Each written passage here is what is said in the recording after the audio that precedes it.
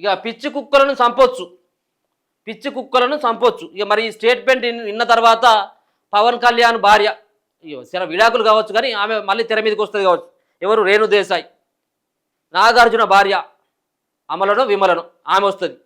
ఇక దాని తర్వాత కొత్తగా మళ్ళీ ఇలా జాయిన్ అయింది ఎవరు? ఆ యాంకర్ రష్మి. వీళ్ళు వచ్చి ఇప్పుడు మళ్ళీ జంతు ప్రేమికులంతా కూడా ఇప్పుడు వాళ్ళకి ఆ ప్రేమ గుర్తొస్తుంది అన్నట్టు. సుప్రీంకోర్టు గిట్టెట్లా తీర్పిస్తుంది, పిచ్చి కుక్కలను చంపొచ్చా, మరి పిచ్చి కుక్కలను చంపవద్దు అని చెప్పేసి అన్నప్పుడు ఆ పిచ్చి కుక్కలను తీసుకుపోయి మరి మీ ఇంట్లోనే పెంచుకోరు. ఎందుకంటే మనం పిక్కల కాంచి పీకేటువంటి కుక్కలను చూస్తా ఉన్నాం. పోరగాలు చచ్చిపోయింది చాలామంది కూడా ఈ కుక్కల బారిన పడి వాళ్ళు ఏమనకపోయినప్పుడు కూడా పీక్క తిన్నాయి, ముసలోళ్ళను కానీ చిన్నపిల్లలను కానీ. రాష్ట్ర ప్రభుత్వాలకి గతంలోనే సుప్రీంకోర్టు గట్టి వార్నింగ్ ఇచ్చింది. పిచ్చి కుక్కలను చంపొచ్చు, కారుణ్య మరణానికి అనుమతి, సుప్రీంకోర్టు సంచలన తీర్పు. కేంద్ర రాష్ట్ర ప్రభుత్వాలకు కీలక ఆదేశాలు, గత ఆదేశాలను సవరణ కోర్టు నిరాకరణ. వీధి కుక్కలను షెల్టర్ హోమ్స్కు తరలించాల్సిందే, చిన్నారులు వృద్ధులపై కుక్కల దాడిని విస్మరించలేం.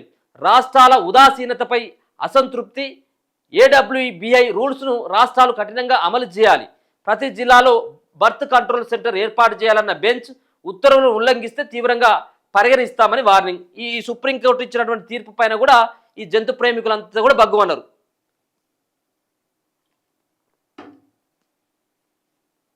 ఎందుకంటే మంచి వాటిని ఎవరు కూడా చంపమని చెప్పారు, మంచి వాటిని ఎవరు కూడా వాటిని కొట్టమని చెప్పేసి ఎవరు కూడా అనరు. సో వాటి వల్ల ఇబ్బంది అవుతూ ఉన్నది. మనం చూసుకోవచ్చు ఊళ్ళల్లో ఇప్పుడు కోతులు కుక్కల రాజ్యమే నడుతూ ఉన్నది. మనుషుల కంటే అవే ఎక్కువనే. ఇప్పుడు మనుషులపై దాడి చేస్తున్న పిచ్చి కుక్కలను చంపొచ్చని సుప్రీంకోర్టు తెలిపింది. దేశంలో పెరిగిపోతున్న వీధి కుక్కల స్వైర విహారం, వాటి దాడులపై సంచలన తీర్పును వెలువరించింది. రెబిస్ సోకి పిచ్చి పట్టిన తీవ్ర దూకుడుగా వివరిస్తూ దాడులు చేస్తూ ప్రజల ప్రాణాలకు ముప్పుగా మారిన వీధి కుక్కలకు కారుణ్య మరణం అంటే ముదానేషియా అమలు చేయడానికి అధికారులు అనుమతిచ్చింది. వీధి కుక్కల తరలింపుపై గతంలో ఇచ్చిన ఆదేశాలకు సవరించాలని కోరుతూ దాఖలైన పలు పిటిషన్లను విచారించిన న్యాయస్థానం మంగళవారం ఈ మేరకు తుది తీర్పు వెలువరించింది. Justice Vikram Nath, Justice Sandeep Mehta, Justice NV ఆంజారియలతో కూడిన త్రిసభ్య ధర్మాసనం ఈ పిటిషన్లను కొట్టేస్తూ వీధి కుక్కల సంఖ్య విపరీతంగా పెరిగిపోవడం ఆందోళనకరమని వ్యాఖ్యానించింది. యానిమల్ బర్త్ కంట్రోల్ అంటే ఏబీసీ నిబంధనలు, ఇతర చట్టబద్ధమైన ప్రోటోకాల్స్కు తగ్గట్టుగా అధికారులు చట్టపరమైన చర్యలు తీసుకోవచ్చు. నయం చేయలేని వ్యాధులతో బాధపడుతున్న, పిచ్చి పట్టిన మనుషులకు ప్రమాదకరంగా మారిన వీధి కుక్కలను కారుణ్య మరణం ద్వారా చంపేందుకు చట్టం అనుమతిస్తుందని స్పష్టం చేసింది. మరి ఏం చెప్తారు? ఇక అది ఇంకా ఎట్లా వదిలిపెడితే ఇంకా పెద్ద ఇబ్బంది. కుక్క కాట్లను నిర్లక్ష్యం చేయలేం. పసిపిల్లలు, వృద్ధులు కుక్కల దాడులకు గురవుతున్న దారుణ పరిస్థితులను చూస్తూ తాము ఊరుకోలేమని సుప్రీంకోర్టు స్పష్టం చేసింది. బహిరంగ ప్రదేశాల్లో తిరిగే వీధి కుక్కలను తొలగించి షెల్టర్ హోమ్లకు తరలించాలంటూ గతంలో తాము ఇచ్చిన ఆదేశాలను సవరించడానికి నిరాకరించింది. ఈ విషయంలో రాష్ట్ర ప్రభుత్వాల ఉదాసీనతను, తమ ఆదేశాల అమలులో విఫలం కావడంపై తీవ్ర అసంతృప్తి వ్యక్తం చేసింది. చిన్నారులు, వృద్ధులు, విదేశీ ప్రయాణికులు వీధి కుక్కల దాడులకు గురవుతున్న చేదు నిజాలను కోర్టు మర్చిపోలేదు.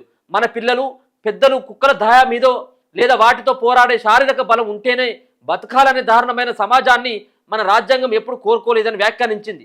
ప్రజలు కుక్కల దాడుల భయం లేకుండా గౌరవప్రదంగా జీవించే ప్రాథమిక హక్కును కలిగి ఉన్నారని కోర్టు తెలపడం జరిగింది. ఇప్పుడు మనం పోతా అంటే బండి మీద పోయినాం అనుకో, ఊర్లలో బండి మీద పోతా అంటే వాడు దాన్ని ఆపేది ఏం లేదు. మనం 60లో పోతాను కూడా ఆ కుక్క 60 కానీ 70లో వస్తుంది స్పీడ్ వచ్చి మీద దొరికితే వాడు బండి మీద పడ్డది, వాడు పడుతుంది. అసలు పిల్లలకి ఇట్లా ఉన్నట్టయితుంటే కథమే. ఇక అటువంటి దారుణమైనటువంటి పరిస్థితిని కోకొల్లుగా చూస్తూ ఉంటాం. ఏమన్నాడు దాన్ని నిజంగా కొట్టినా కానీ కరిచిందంటే అది వేరు. ఆ కొట్టాడు దాన్ని తెరుగు కూడా పోడు.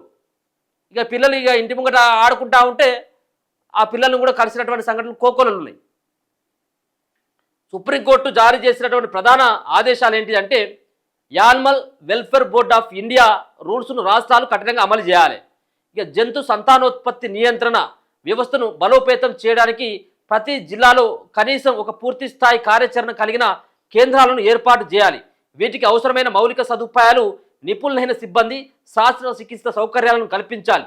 అన్ని ప్రభుత్వ ఆసుపత్రుల్లో యాంటీ రేబిస్ వ్యాక్సిన్లు, అవసరమైన మందులు ఎల్లప్పుడూ అందుబాటులో ఉండేలా చూడాలి.